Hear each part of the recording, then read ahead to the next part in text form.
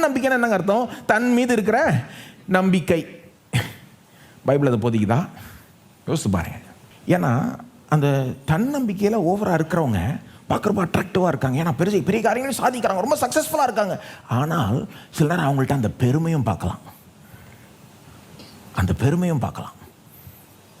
ஆனால் நான் சொல்ல விரும்புகிறேன், பைபிள் தன்னம்பிக்கையை போதிக்கிறது இல்லை, கடவுள் மீது நம்பிக்கையை போதிக்குது, கிறிஸ்துவின் மீது நம்பிக்கையை போதிக்குது, அவருடைய வசனத்தின் மீது நம்பிக்கையை போதிக்கிறது. வித்தியாசம் இருக்குங்க.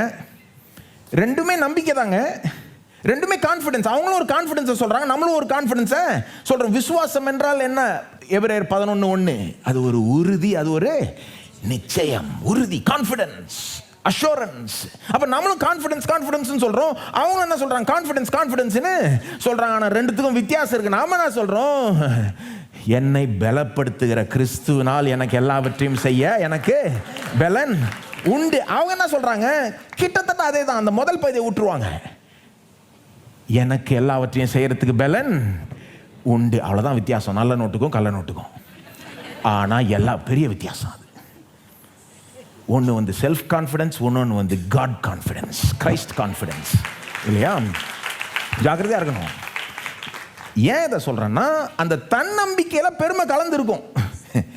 ஆனா கிறிஸ்தவத்தில் அதற்கு இடமே இல்லை. வேதம் சொல்லுகிற விசுவாசத்தில் அதுக்கு இடமே இல்லை. வெறும் தன்னம்பிக்கை இருந்தா அது வெறும் தன் மீது தான் நம்பிக்கை இருக்கு.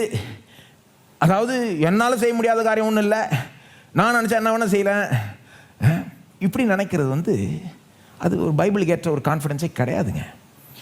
அது மட்டும் இல்லை, அப்படி போகிறவங்க என்னைக்காவது அது காலவாரி விட்டுரும், என்னைக்காவது அது காலவாரி விட்டுரும். அப்படி போகிறவங்க பலர் ரொம்ப சக்ஸஸ்ஃபுல்லாக இருக்காங்க. ஆனால் என்னைக்காவது இம்மையில் நடக்கலைன்னா அடுத்த நித்தியத்தில் நடந்துடும், காலவாரி விட்டுரும். வெறும் கான்ஃபிடண்ட்டாக இருந்தால் பத்தாதுங்க, கரெக்டான காரணத்தோடு கான்ஃபிடண்ட்டாக இருக்கணும், இல்லையா? சிலர் பாருங்க, கான்ஃபிடண்ட்டாக ஓட்டுற மாதிரி ஓட்டுவாங்க, டமால்னு போயிடிப்பாங்க. அதாவது ரொம்ப ஓவர் கான்ஃபிடன்ஸ்னுவாங்க அதை, இல்லையா? அதாவது அவங்க இடிக்கிறதுக்கு முன்னால் பார்த்தீங்கன்னா அது இடிக்கவே முடியாதுன்னு நினச்சிருப்பாங்க.